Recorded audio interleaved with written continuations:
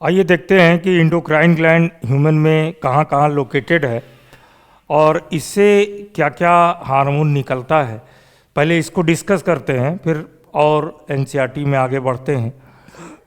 तो देखिए, जो एंडोक्राइन ग्लैंड ह्यूमन में एक्चुअली जो होती है वो कौन कौन सी ग्लैंड होती है, तो इसको एक चित्र के माध्यम से हम समझते हैं।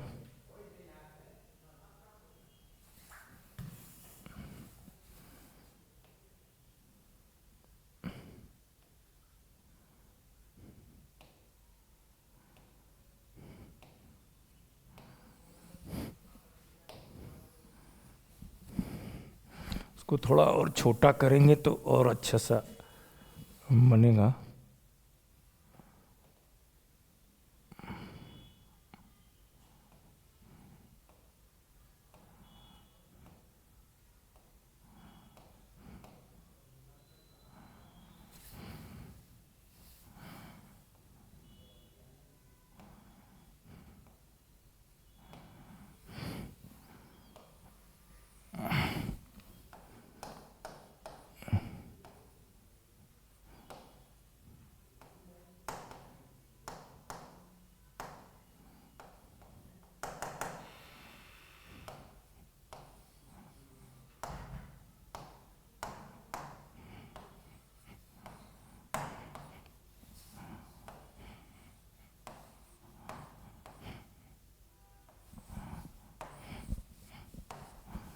छोटा करना पड़ेगा, इतने में आएगा नहीं।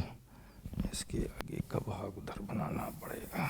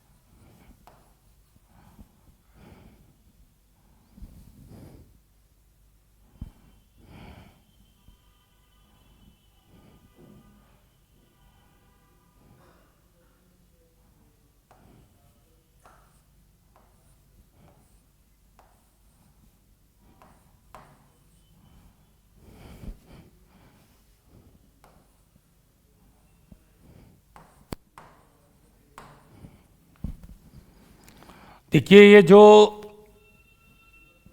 आपकी एंडोक्राइन ग्लैंड है, यहाँ पर आपकी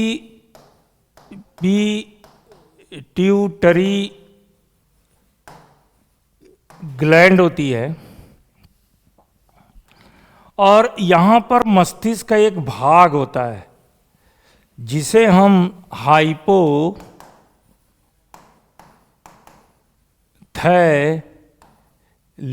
कहते हैं। यानी इसको अब यहाँ लिखते हैं, हाइपोथैलेमस कहते हैं। और ये आपकी जो ग्रंथि दिख रही है इसे हम थायराइड ग्लैंड कहते हैं। ये कुछ तितली के आकार की ग्रंथि है और ये अंतःस्रावी ग्रंथि में सबसे बड़ी ग्रंथि होती है। लगभग 25 से 30 ग्राम की ये ग्रंथि होती है। और जो पिट्यूटरी ग्लैंड है ये 0.5 से लगभग 0.5 से 1 ग्राम की लगभग ये ग्रंथि होती है, और ये आपकी थाइमस ग्लैंड है। और थाइमस ग्लैंड के बाद यहाँ पर देखेंगे तो आपकी 2 किडनी होते हैं। तो किडनी के ऊपर भी एक ग्लैंड इस तरह से लगी हुई कैप नुमा दिखाई देती है, और इस ग्लैंड को हम एड्रिनल ग्लैंड कहते हैं, और जो ये आपकी देख रहे हैं पत्ती नुमा दिखाई दे रही है, इसे हम पैनक्रियास ग्लैंड या हिंदी में अग्नाशय ग्रंथि कहते हैं। और स्त्रियों में, अगर हम स्त्रियों की बात करें तो स्त्रियों में यहाँ पर ये आपका गर्भाशय दिख रहा है, और गर्भाशय से लगा हुआ ये आपका ओवरी दिख रहा है। अब देखिए होता क्या है कि जो मनुष्य होता है, मनुष्य में ये इंडोक्राइन ग्लैंड की बात करें कौन कौन सी है, तो पहली ग्रंथि तो आपकी ये पिट्यूटरी ग्लैंड है, दूसरी ग्लैंड आपकी थायराइड ग्लैंड है, तीसरी आपकी थाइमस ग्लैंड है, चौथी आपकी एड्रिनल ग्लैंड है, ठीक है। और ये जो पैनक्रियास ग्लैंड है इसको मिश्रित ग्रंथि कहेंगे। और ये देखिए आपके शरीर में कोई ऐसा अंग नहीं है जिस अंग से कोई ना कोई हार्मोन न निकले।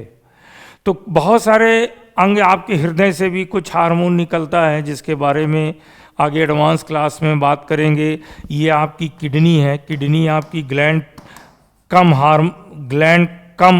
आर्गन कह सकते हैं, यानी इससे भी कुछ हार्मोन निकलते हैं। तो आपके शरीर के प्रत्येक अंग से कोई ना कोई हार्मोन निकलता है, लेकिन जो प्रमुख ग्रंथियां हैं जिनको हम केवल एंडोक्राइन ग्लैंड कहते हैं, मतलब जिनसे केवल हार्मोन निकलने का काम होता है, दूसरा नहीं होता है, तो वो पिट्यूटरी ग्लैंड है, थायराइड ग्लैंड है, थाइमस ग्लैंड है, एड्रिनल ग्लैंड है। बाकी स्त्रियों में ओवरी में देखिए, ओवरी का एक काम होता है अंडाणु का निर्माण करना, और उसके अतिरिक्त ओवरी से भी, अंडाशय से भी हार्मोन, जिसको हम ईस्ट्रोजन कहते हैं, वह हार्मोन निकलता है। और इसी तरीके से ये पुरुष का देखेंगे तो पुरुष में ये टेस्टिस होता है, पुरुष में टेस्टिस होता है। किशोरावस्था में ये टेस्टिस सक्रिय हो जाता है, और इससे जो है आपके नर हार्मोन जिनको एंड्रोजन कहते हैं, एंड्रोजन समूह का टेस्टोस्टेरोन और टेस्टोस्टेरोन निकलता है, एंड्रोस्टेरोन हार्मोन इस टेस्टिस से जो है टेस्टोस्टेरोन, स्टीरोन, और इसके अतिरिक्त एंड्रोस्टेरोन रोन कहते हैं। असल में ये दोनों का समूह का जो हार्मोन होता है उसे हम एंड्रोजन के नाम से हम जानते हैं। अब देखिए यहाँ पर एक चीज़ इम्पॉर्टेंट है, थोड़ा आपको समझना है कि आपके एनसीईआरटी में पिट्यूटरी ग्लैंड को विशेष रूप से, थायराइड ग्लैंड को विशेष रूप से बताया गया है। देखिए पिट्यूटरी ग्लैंड को शरीर की मास्टर ग्लैंड कहते हैं। ये मास्टर ग्लैंड क्यों कहलाती है? कारण ये है कि शरीर की जो अन्य ग्रंथियां हैं, थायराइड ग्लैंड है, थाइमस ग्लैंड है, एड्रिनल ग्लैंड है, तो ये अन्य ग्रंथियों पर, यहाँ तक कि आपकी ओवरी है, पुरुष में टेस्टिस है, इन सब को नियंत्रित करता है। नियंत्रित कैसे करता है?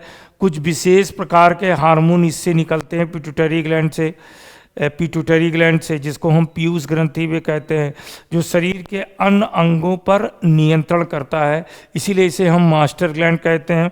जबकि ये देखिए मस्तिष्क का ये भाग है जिसको हम हाइपोथैलेमस कहते हैं। हाइपोथैलेमस क्या करता है? पिट्यूटरी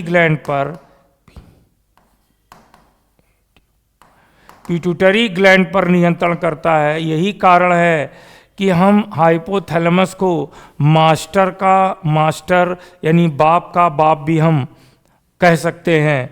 तो अब देखिए यहाँ पर पिट्यूटरी ग्लैंड से कई सारे हार्मोन निकलते हैं, वो आपके एड्रिनल ग्लैंड पर नियंत्रण करने का काम कर रहा है पिट्यूटरी ग्लैंड। साथ में आपके ओवरी और टेस्टिस को नियंत्रित करने का काम कर रहा है। साथ में पिट्यूटरी ग्लैंड से एक ऑक्सीटोसिन हार्मोन भी निकलता है, जिसको मिल्क इजेक्टिंग हार्मोन या लेबर पेन हार्मोन के नाम से भी जानते हैं। और इधर देखेंगे तो ऑक्सीटोसिन हार्मोन का बहुत ज़्यादा मिसयूज़ हुआ है। इससे संबंधित पशु बर्बरता अधिनियम भी बनाए गए हैं, उस पर भी आगे एडवांस क्लास में मैं यहाँ पर बात करूँगा। तो इस प्रकार से जो थायराइड ग्लैंड है, तो इस देखिएगा पिट्यूटरी ग्लैंड से ग्रोथ हार्मोन भी निकलता है, जो शरीर में वृद्धि का कारक है। अगर ये हार्मोन ना हो तो बच्चा आकार में उसके शरीर के विभिन्न अंगों का विकास ना हो, यानी वृद्धि का कारक हार्मोन निकलता है। और थायराइड ग्लैंड को देखें तो अंतःस्रावी ग्रंथि में ये सबसे बड़ी ग्रंथि होती है। थायराइड से एक हार्मोन प्रमुख रूप से निकलता है, जिसको हम थाइरोक्सिन कहते हैं। थाइरोक्सिन, इसको मैं बड़ा करके लिख देता हूँ, थाइरोक्सिन कहते हैं। देखिए, थायरॉक्सिन हार्मोन भी शरीर में वृद्धि का, एक तो वृद्धि का कारक है और साथ में कायांतरण का भी कारक है। कायांतरण का भी कारक है। कायांतरण का मतलब इंग्लिश में होता है मेटामार्फोसिस। तो वृद्धि और कायांतरण का कारक होता है। अगर इस हार्मोन का स्त्रवण कम हो जाए भ्रूणी अवस्था में, तो क्या होगा कि भ्रूण आकार में तो बड़ा हो जाएगा, लेकिन एक सामान्य शिशु का रूप नहीं ले पाएगा। तो इस प्रकार से आप देखेंगे तो इससे थायरॉक्सिन निकलता है। थाइमस ग्रंथि से थाइमोसिन हार्मोन निकलता है। अगर हम एड्रिनल ग्लैंड की यहाँ पर बात करें तो देखिएगा, एड्रिनल ग्लैंड आपकी प्रत्येक किडनी के ऊपर इस तरह टोपीनुमा, दोनों किडनी के ऊपर कुछ टोपीनुमा लगा हुआ पाया जाता है, ये एड्रिनल ग्लैंड हो जाता है। तो इससे एक हार्मोन जो निकलता है एड्रीनलीन।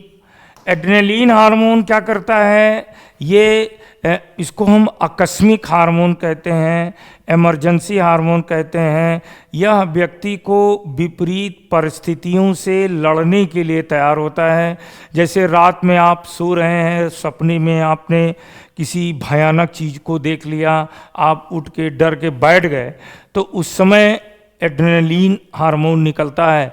इसके अलावा इससे एक हार्मोन इससे जो कुछ हार्मोन निकलते हैं, जैसे मिनरेलोकार्टिकॉइड्स करके एक हार्मोन निकलता है, और इसके अलावा ग्लूकोकार्टिकॉइड्स हार्मोन निकलता है। तो ये हार्मोन क्या करते हैं, शरीर में जो वाटर है, वाटर बैलेंस करता है। वाटर बैलेंस करेगा, जल की संतुलन मात्रा बनाए रखने का काम करेगा, और शरीर में जो मिनरल होते हैं, लवण जो होते हैं, उनकी समान मात्रा बनाए रखता है। इसीलिए आप एक चीज़ देखेंगे कि मिनरलोकार्टिकॉइड्स हार्मोन को हम जो कहते हैं, इसे हम लाइफ सेविंग हार्मोन के नाम से हम इसे भी जानते हैं। तो इस प्रकार से कई सारी ग्रंथियां आप में होती हैं, एंडोक्राइन ग्लैंड, जिनके अपने अपने काम हैं। तो लिंग हार्मोन के अतिरिक्त ये सारे जो ग्रंथियां हैं जिनसे हार्मोन निकलते हैं। तो अब थोड़ा आगे बढ़ते हैं और बात करते हैं कि जो आपका फीमेल गर्ल्स हैं, उसमें क्या क्या प्रक्रिया होगी जब उसमें हार्मोन निकलेगा। तो देखेंगे इसको आगे। ये तो मैंने आपके शरीर में जो ग्रंथियां हैं उनके बारे में बताया। जो फीमेल होंगी, यानी जो गर्ल्स होंगी, गर्ल्स में क्या होगा कि जब प्यूबर्टी स्टेज आएगी तो उनकी जो ओवरीज हैं, जो उनका अंडाशय है, अंडाशय सक्रिय हो जाएगा, और अंडाशय जब सक्रिय होगा तो इससे फीमेल हार्मोन निकलता है।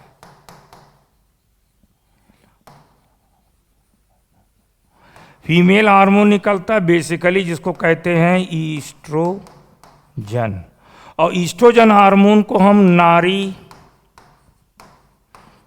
विकास हार्मोन भी कहते हैं। नारी विकास हार्मोन के नाम से इस हार्मोन को हम जानते हैं, ये नारी विकास हार्मोन होता है। और अगर हम मेल हार्मोन की बात करें, मेल में बात करें, तो जो मेल होगा, मेल में जो टेस्टिस होगी, टेस्टिस से जो हार्मोन निकलता है वो प्रमुख है, इसमें टेस्टोस्टेरोन। ये जो टेस्टोस्टेरोन हार्मोन निकलता है, ये क्या करता है, शरीर पर फेशियल चेहरे पर बाल अर्थात दाढ़ी मूंछ का आना, दाढ़ी मूंछ का कारक हार्मोन ये हो जाता है। दाढ़ी मूंछ का कारक हार्मोन टेस्टोस्टेरोन हो जाता है। वास्तव में टेस्टिस से जो हार्मोन निकलता है वो आपका एंड्रोजन है। तो एंड्रोजन जो होता है, एंड्रोजन, इस समूह के दो हार्मोन होते हैं, एक तो टेस्टोस्टेरोन होता है, दूसरा एंड्रोस्टेरोन होता है। इसी के कारण शरीर के जो द्वितीय जनन अंग हैं उनका विकास होता है और उसके शरीर में बहुत सारे परिवर्तन शुरू होते हैं। इसके बाद हम अब आगे बढ़ते हैं और आगे हम बात करेंगे कि जब भ्रूणी विकास के बाद जब हम किशोरावस्था में पहुंचते हैं तो एक यहाँ पर टॉपिक जो दिया है वो है जननात्मक स्वास्थ्य का। जननात्मक स्वास्थ्य का तो देखिए, जननात्मक स्वास्थ्य यानी न्यूट्रिशन नीड्स ऑफ दी, एक जननात्मक स्वास्थ्य किशोरों में,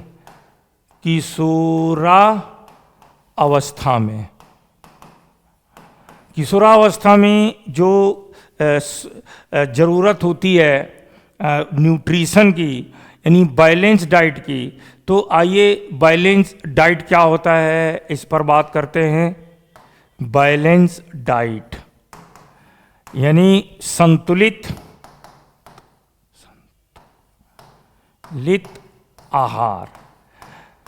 देखिए, संतुलित आहार का मतलब क्या होता है कि जो भी आप भोजन खाते हैं तो भोजन में आप देखेंगे जो महत्वपूर्ण भोजन के घटक है, एक तो प्रोटीन होता है, फैट होता है,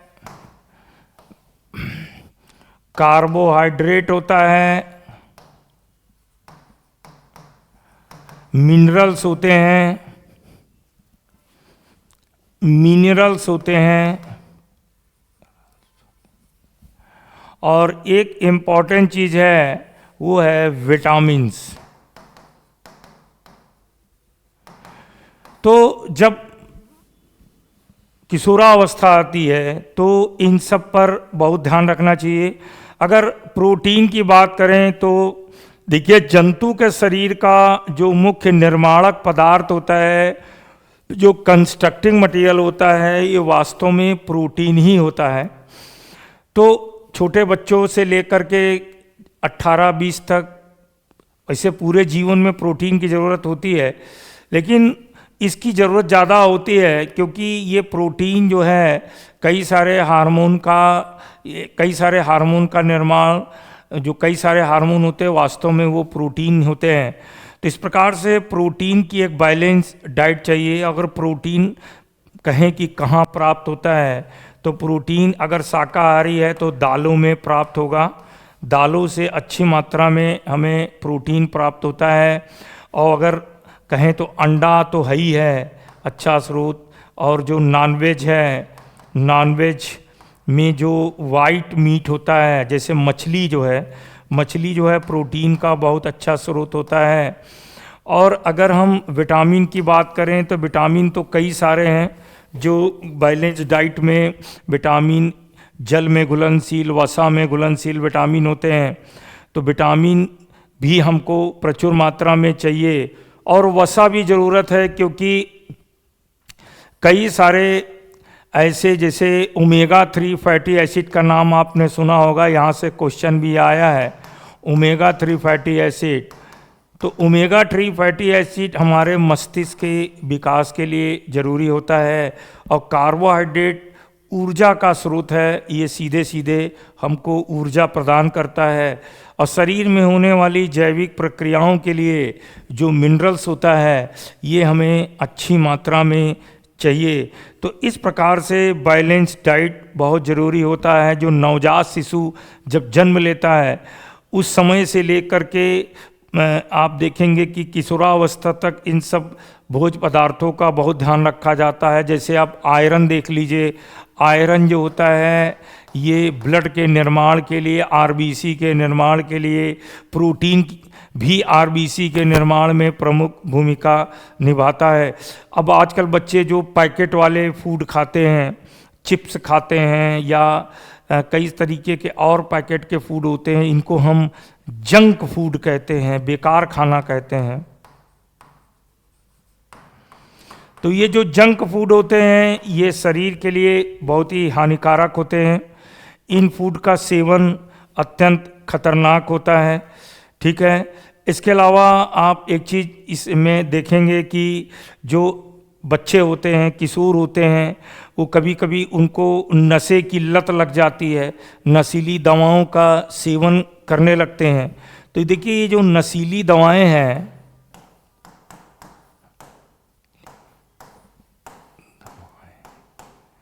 जिनको हम ड्रग्स कहते हैं, तो ये जो ड्रग्स हैं जैसे ब्राउन शुगर है, ब्राउन शुगर आता है या कोकीन वगैरह आता है, तो इसका हम जब इस्तेमाल करते हैं तो कारण क्या है कि इसके इस्तेमाल से तत्काल में बड़ा फील गुड होता है, बाद में शरीर के जो अंग हैं वो जर्जर होने लगते हैं, उनको नुकसान होने लगता है। इसको इंजेक्शन के द्वारा या अन्य तरीक़ों से इसका उपयोग किया जाता है जो हमारे शरीर के लिए बिल्कुल अच्छे नहीं होते हैं। इसके अतिरिक्त देखेंगे कि जो यहाँ पर HIV के बारे में भी दिया है, HIV वास्तव में एक वायरस है जो कि एड्स का कारण बनता है, और इस रोग का जो ट्रांसफ़र होता है ये तरल जनित रोग है, ये ध्यान रखिए, तरल जनित रोग है। आगे के वीडियो में जब ह्यूमन डिजीज़ का टॉपिक डिस्कस करेंगे तब इसके बारे में या अन्य रोगों के बारे में डिटेल से बात करेंगे। ये देखिए इसका फैलने का एक तरीका तो देखिए इंजेक्शन के द्वारा भी फैल सकता है, इंजेक्शन, लेकिन आजकल क्या है यूज़ एंड थ्रो वाला इंजेक्शन है तो उससे संभावना ख़त्म हो जाती है। दूसरा इसका जो सबसे बड़ा कारण है असुरक्षित लैंगिक संबंध। असुरक्षित लैंगिक संबंध भी एक इसका बहुत बड़ा कारण है आपके HIV के ट्रांसमिशन का।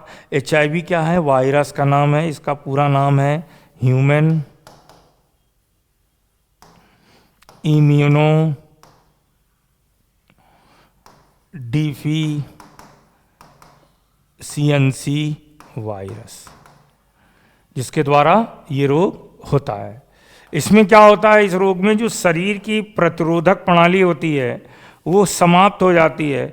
व्यक्ति को कोई भी सामान्य सा रोग हो जाएगा, जैसे कोल्ड भी हो गया तो वो ठीक नहीं होगा, क्योंकि इस रोग में शरीर का जो सोल्जर है जिसको हम WBC कहते हैं, WBC का काउंट बहुत कम हो जाता है, और इस दशा में व्यक्ति की मौत किसी एड्स के बाद किसी अन्य रोग के हो जाने से व्यक्ति की मौत हो जाती है।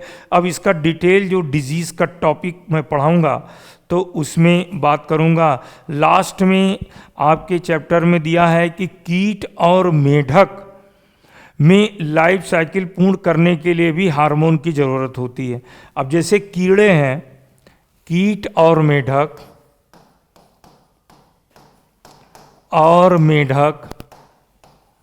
में जो लाइफ साइकिल है, लाइफ साइकिल यानी जीवन चक्र पूर्ण करने के लिए हार्मोन की ज़रूरत होती है। देखेंगे, आप नोटिस करेंगे कि जो आपका इंसेक्ट होता है, जो आपका मेढक होता है, मेढक का एक टैडपोल अवस्था होती है। टैडपोल अवस्था में जो मेढक है वो कुछ मछली की तरह दिखाई देता है। अब टैडपोल से जो वो एडल्ट बनता है, एडल्ट यानी पूर्ण मेढक जो बनता है, पूर्ण मेढक बनने के लिए यहाँ पर हार्मोन निकलता है। एक बार एक साइंटिस्ट थे गुडरनेस, तो गुडरनेस ने क्या किया कि जो जल में मेढक को छोड़ दिया, टैडपोल को छोड़ दिया, उस जल में आयोडीन नहीं था। आयोडीन रहित जल में जब गुडरनेस नामक वैज्ञानिक ने टैडपोल को आयोडीन रहित जल में छोड़ा तो ये टैडपोल आकार में तो बड़ा हो गया लेकिन मेढक का रूप नहीं ले पाया, अर्थात मेटामार्फोसिस नहीं हो पाई। और ये मेटामार्फोसिस का जो कारक हार्मोन मैंने आपको बताया है वो थायरॉक्सिन हार्मोन होता है, जो कि थायराइड ग्लैंड से निकलता है। इसी प्रकार से अगर हम कीट को देखें तो कीट का जो कीड़े होते हैं, कीट इंसेक्ट में जो लार्वा स्टेज है, लार्वा स्टेज से जब एडल्ट बनता है तो एडल्ट बनने के लिए भी यहाँ हार्मोन की ज़रूरत होती है। यानी लार्वा से एडल्ट बनने में जो प्रक्रिया है जिसको हम मेटामार्फोसिस कहते हैं, अगर हार्मोन नहीं होगा तो नहीं बनेगा। अच्छा, एक चीज़ यहाँ पर और आपको थोड़ा सा बता दें, एक होता है फीरोमोन। ये फीरोमोन क्या होता है? ये देखा होगा अक्सर जब जानवरों का ब्रीडिंग काल आता है, ब्रीडिंग का प्रजनन का समय आता है, तो उनके शरीर से एक रसायन निकलता है बाहर। नर से निकलता है मादा को आकर्षित करने के लिए, मादा से निकलता है नर को आकर्षित करने के लिए, तो इसे हम फीरोमोन कहते हैं। इंसेक्ट में भी ये चीज़ देखने को मिलेगी, फीरोमोन। तो फीरोमोन एक दूसरे को आकर्षित करने के लिए उनके शरीर से निकलता। देखा होगा आप ब्रीडिंग काल में जब गाय भैंस के करीब जाएंगे तो अजीब सी गंध महसूस होती है, तो इसे हम फीरोमोन भी कहते हैं। ये भी एक प्रकार का हार्मोन ही होता है। ठीक है, नमस्कार। आज के